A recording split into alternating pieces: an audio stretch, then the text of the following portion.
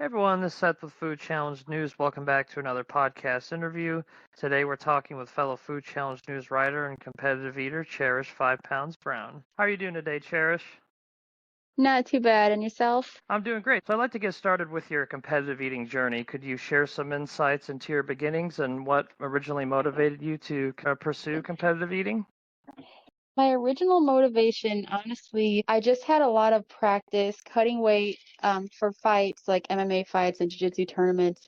Whenever I would come off of a really hard weight cut, I would always just kind of feel like a bottomless pit, and I would just be able to eat and eat, never really feel satiated. But at that point, I didn't really know that competitive eating was a thing that like people other than Joey Chestnut were doing, like at Nathan's or with Major League Eating or anything, until I saw one of my friends watching, I believe it was a Randy Santel video on YouTube, and I was like, what is this? People just have YouTube channels where they just eat large amounts of food and people actually watch it. So I kind of was just like, okay, well, I feel like I could do that. And after that, it was kind of, you know, all uphill from there, I suppose. I did my first food challenge, I think a month later, because I had a weight cut and a jiu-jitsu tournament. I won double gold, and then I think the following month I had my first food challenge. And yeah, that's just kind of what I've been doing ever since. Turns out it is a lot harder than what it seems like on the videos. Like Randy and Katina and Joel make it look a lot easier than it actually is.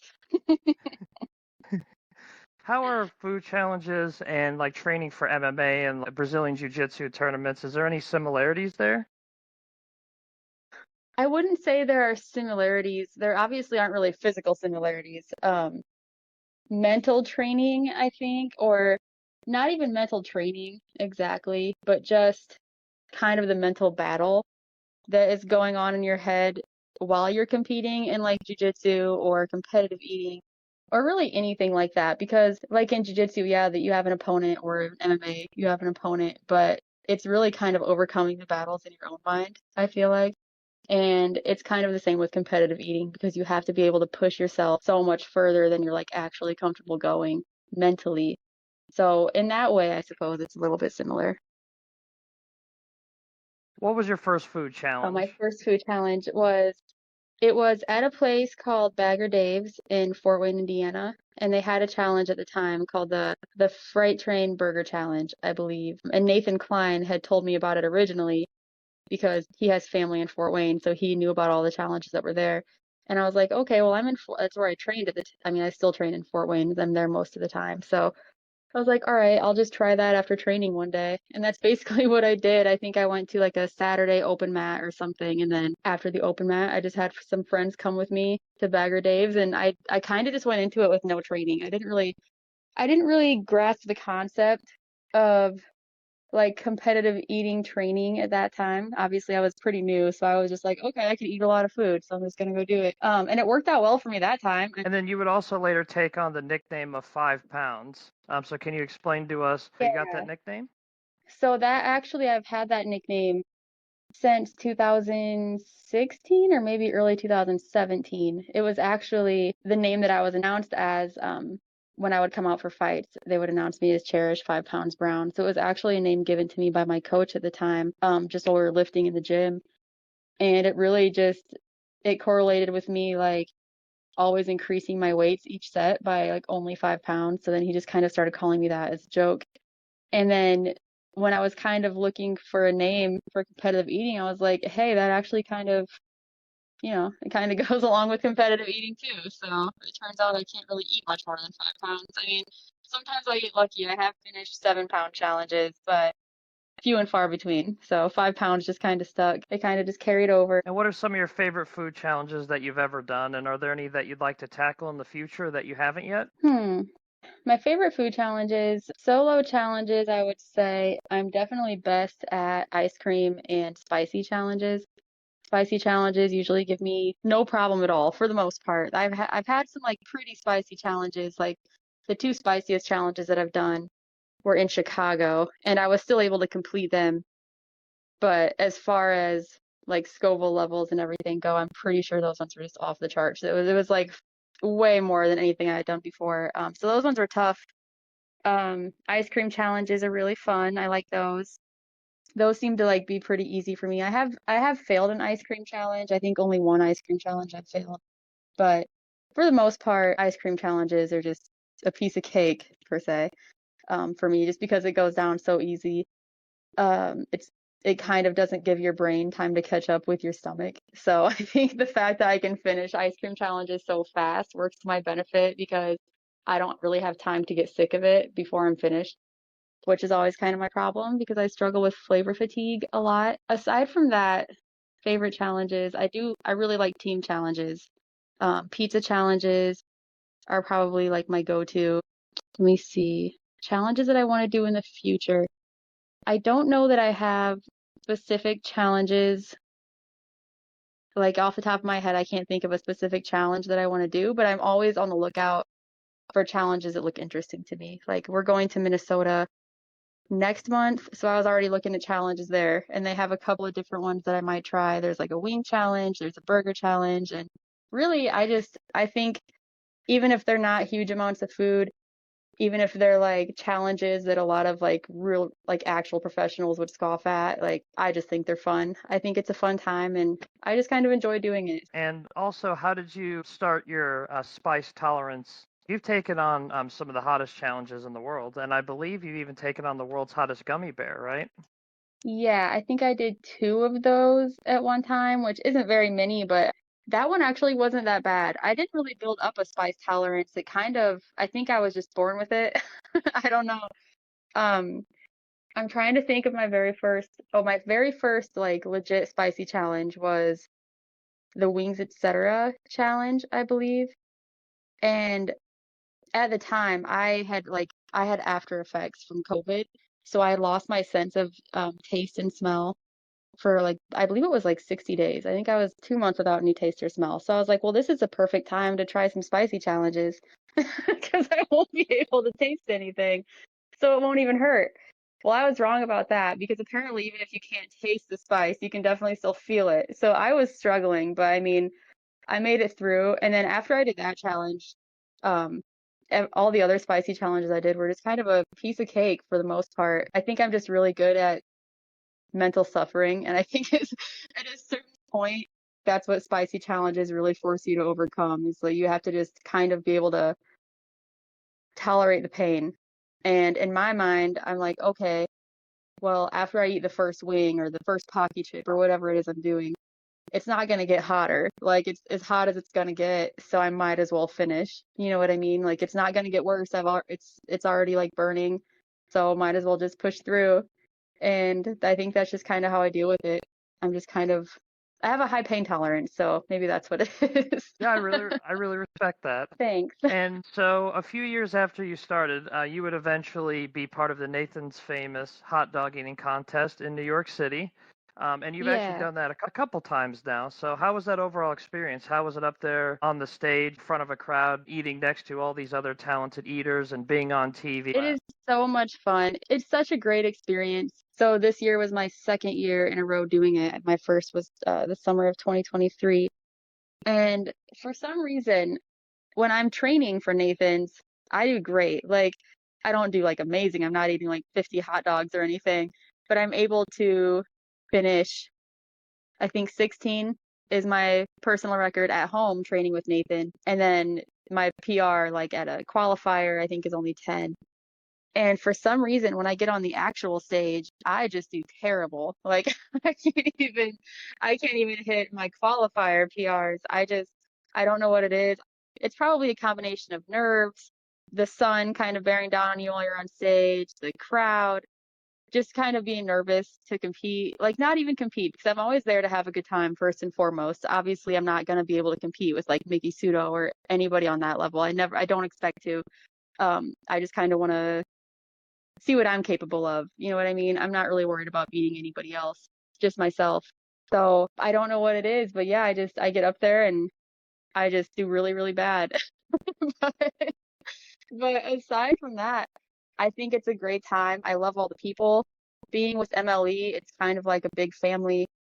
So that's really cool. It's always really fun to see them at different events. So last weekend or the weekend before, I had the hot cake eating contest in Las Vegas. Got to meet up with some MLE friends then, so that was cool. But Nathan's overall, I think one of the things that really gets me is that the Nathan's dogs that I'm practicing with at home are skinless. They don't have the natural casing because those aren't available in my area. So then when I go to the main stage for the 4th of July, I kind of have to get used to that natural casing, and my entire technique kind of has to change, and it does slow me down. So I think that has a little bit to do with it as well. But it's definitely not an excuse because, everybody else has to deal with that same thing. So, and they're getting better numbers than me. So I don't know. So they don't I, have the contest style ones where you live? nope, they don't have the Nathan's dogs with natural casing. So when I'm training, I'm using the same size dogs. Like they're the Nathans, they're the same grams as the ones that are used during the contests, but no natural casing. So I think that definitely hurts me a little. I'd definitely be willing to like have somebody ship me some or something.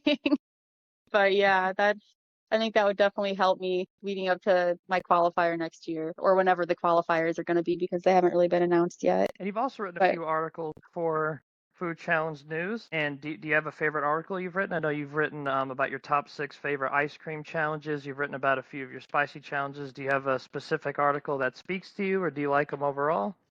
I like all of the articles overall. I had fun writing the article about my first Nathan's experience. That was really cool. I would definitely love to get back to writing articles. It just seems like I'm always running around like a chicken with its head cut off, and it's like I have no time to do anything most of the time. Um, but I haven't forgotten about Food Challenge News, Seth. I promise. I really need to get back into the mindset of being creative and writing. I've also been really bad about editing videos lately. I don't think I've posted a new video to my channel for probably going on 2 months. And I have a backlog of videos, but I've just been so busy lately. I have had no time to edit anything. So yeah, it's been rough, but I definitely want to get back to writing articles and editing videos soon. Perfect. Yeah, and I'm sure it's tough with like a busy schedule and being on social media and just having stuff and personal lives.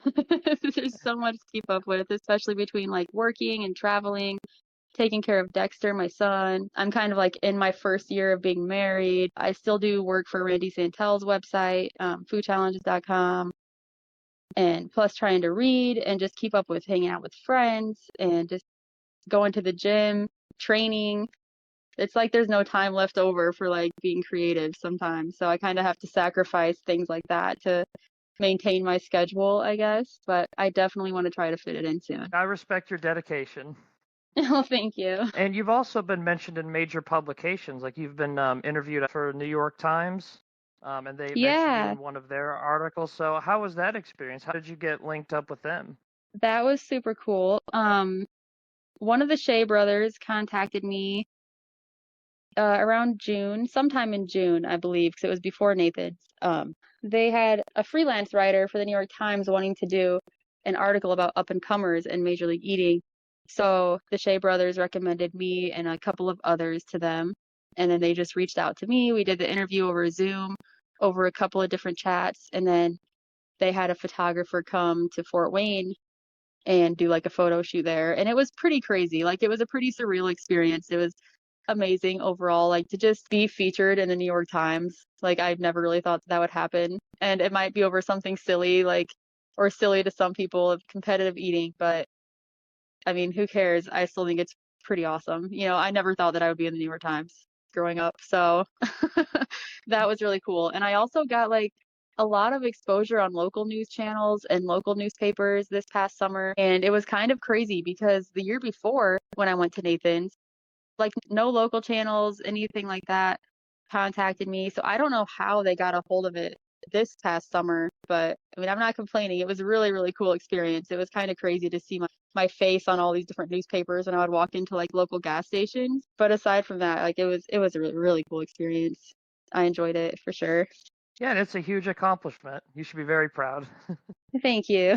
And then, so you've been on YouTube for a while now, and you've reached over 1,000 subscribers, and you have many videos, anything from mukbangs to food reviews. I've watched your giant Reese's mukbang. So, how is it being a content creator on YouTube? Is it a lot of pressure? Is it a lot to keep up with? How do you like just interacting with the community as a whole? Being on YouTube, it's pretty cool. I think it is what you make of it.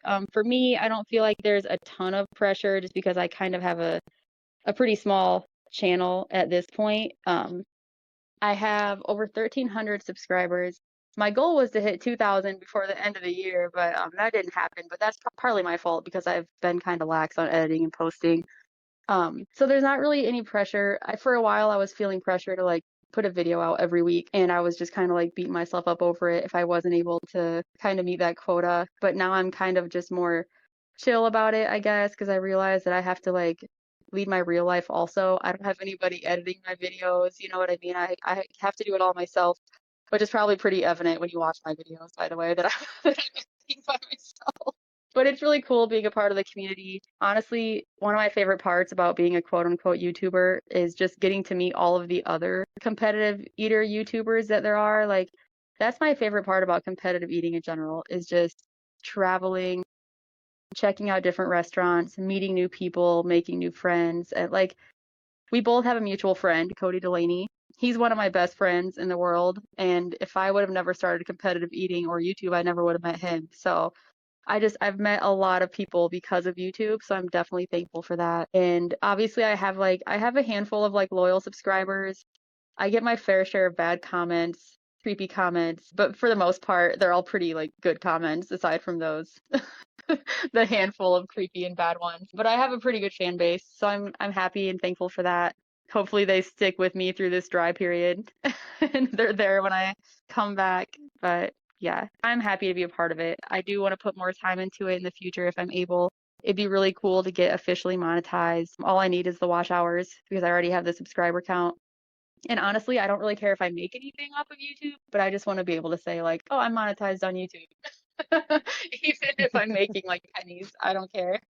Is there a minimum subscriber count you have to have for monetization? Yeah, it's 1,000 subscribers, but then you have to have a specific amount of watch hours as well. And that's where I'm kind of lacking right now. Yeah, I'm sure you'll get there in the future. As far as upcoming challenges and events, is there anything that you have planned for the future as far as challenges or just projects? Well, I know that Kyle Hall and I keep talking about doing that Dirty 30 challenge in Cape Girardeau. So that one is on the radar for sure. Let's see. There might be a couple of challenges that I try out in Minnesota, like I said, but nothing specific really for the moment. Major League Eating did just open registration for the St. Elmo's shrimp cocktail eating contest, which I will not be signing up for because I think shrimp is absolutely disgusting. And aside from that, they haven't posted any future contests yet. So as soon as they post more contest registrations on their schedule, I'll definitely sign up for some. I'm really hoping to do the Uranus fudge eating contest next year. I was waitlisted this year, but next year I'm really hoping to get in because that sounds like the best contest ever. I think I can put down some chocolate fudge. I don't know. Pretty sure I could finish at least 3 pounds of that stuff. Yeah, I actually just talked to Jay Webby Kinneat about that contest, and it just seems like a really cool contest Oh yeah, overall. it really does. And that place is really cool. I know they did it at the location in Missouri, but we also have one right outside of Indianapolis. So it's pretty close to me. And I did hear rumors that they may be doing the contest at the Indianapolis location next year. So I'm keeping my fingers crossed because then I wouldn't have to drive all the way to Missouri and I could just do my 1 hour drive to the location in Indianapolis. So yeah, that would be nice. I'm keeping my fingers crossed for sure. Yeah, that'd be really neat. We'll have to keep everyone updated on that. To wrap it up, is there anything you'd like to say to the audience, or do you have any shout outs or sponsorships or something you want the audience to know about you? Nothing in particular, just thanks for all of the support and hopefully you're still here when I make my reappearance on YouTube since I've been kind of MIA lately. But yeah, I just appreciate all the fans if I have any, and I appreciate you for everything that you do for keeping competitive eating in the news. and hopefully I can get back to writing for Food Challenge News soon. Well, we'd like to thank you for coming on, Cherish. It's always great to have you writing for Food Challenge News and just to talk to you. And we'll have all the links for Cherish in the description. So, Cherish, thanks for coming on. Thanks for finally getting me on, Seth. I'm glad we could finally make it happen.